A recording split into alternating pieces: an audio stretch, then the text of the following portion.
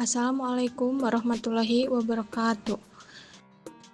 Kami dari kelompok 4B. Di sini kami akan mempresentasikan tentang literasi digital, yaitu ada digital safety dan digital skill. Yang dimana anggota kami yaitu ada saya sendiri, Yolanda Hemalia Putri, ada Zakira Mayasa Alzaiza, Adi Subhan Purwandi, Agung Gumelar, dan Agung Hardianto.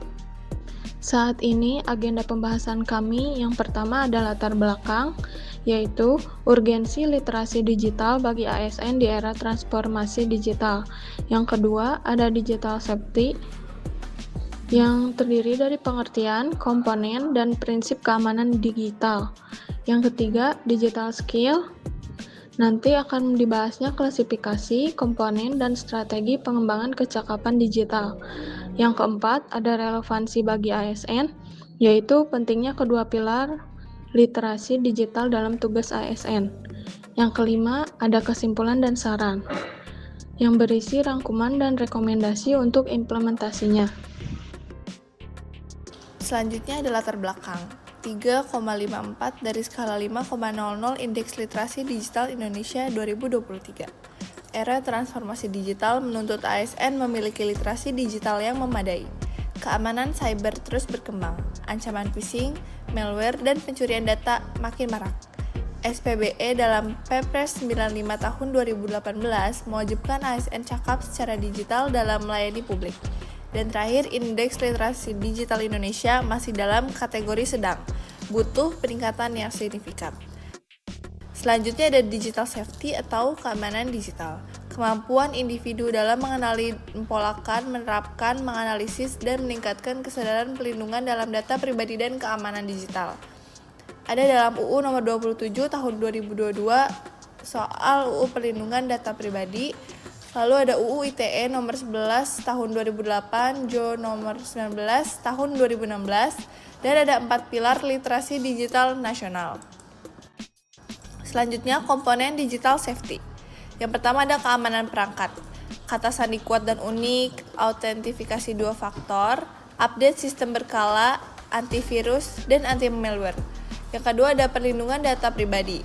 Data identitas seperti NIK, paspor, data finansial seperti rekening dan PIN, data biometrik, sidik jari, dan kontrol privasi di platform.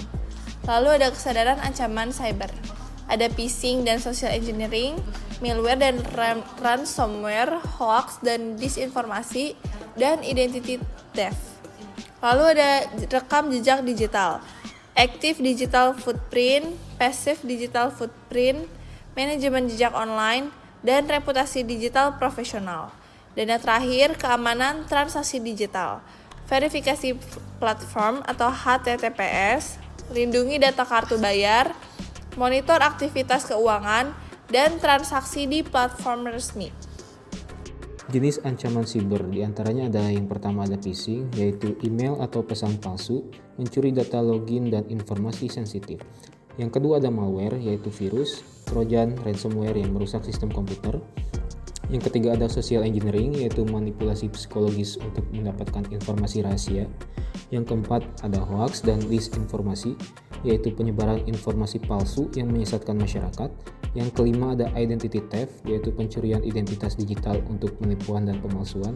Yang terakhir ada cyberbullying, yaitu intimidasi dan pelecehan melalui platform digital.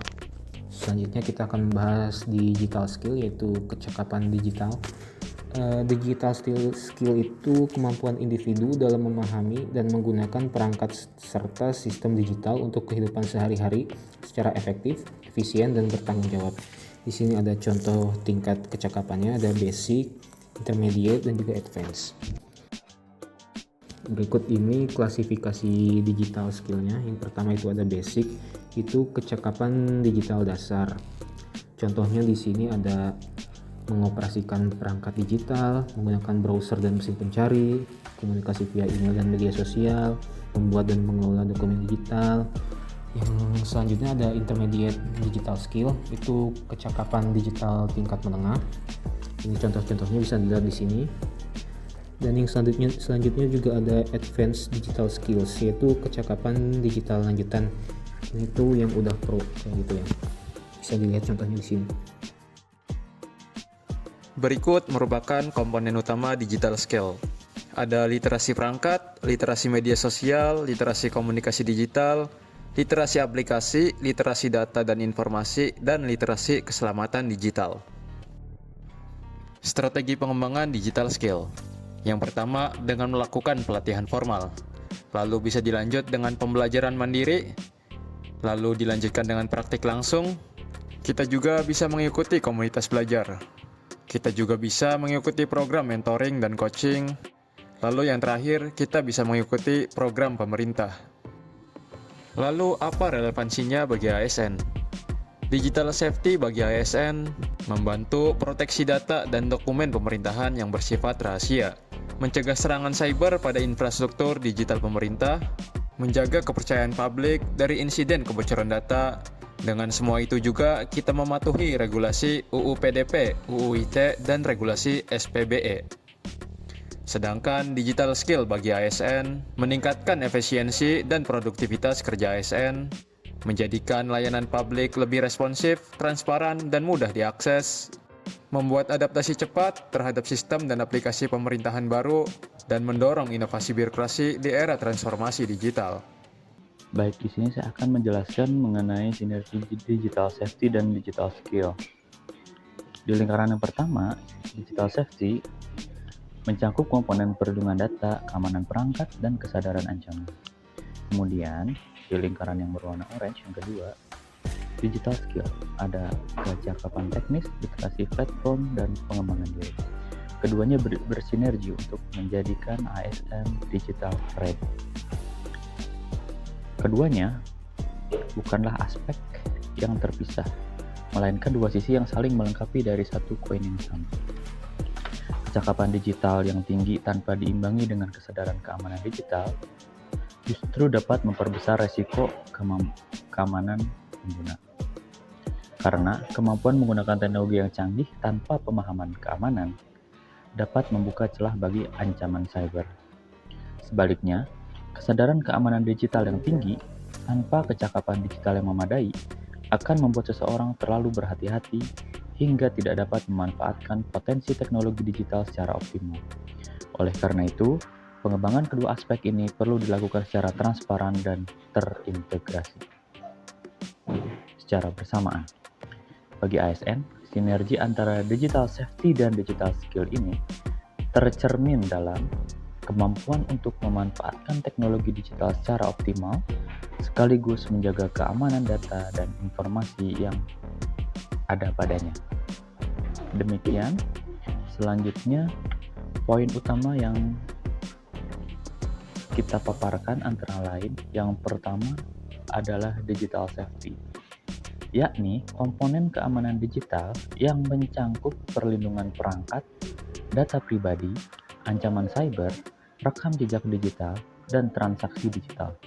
Yang kedua, digital skill, 3 tingkatan kecakapan, yakni basic, intermediate, dan advance, dengan komponen literasi perangkat, sosial, komunikasi, aplikasi, dan data. Kemudian yang ketiga, relevansi bagi ASN. Keduanya wajib dikuasai oleh ASN untuk melindungi data pemerintahan, meningkatkan pelayanan publik, dan mendorong inovasi birokrasi. Terima kasih. Semoga presentasi kami bermanfaat dalam meningkatkan pemahaman literasi digital kita bersama. Sekian dari kelompok kami. Billahi taufiq wal hidayah. Wassalamualaikum warahmatullahi wabarakatuh.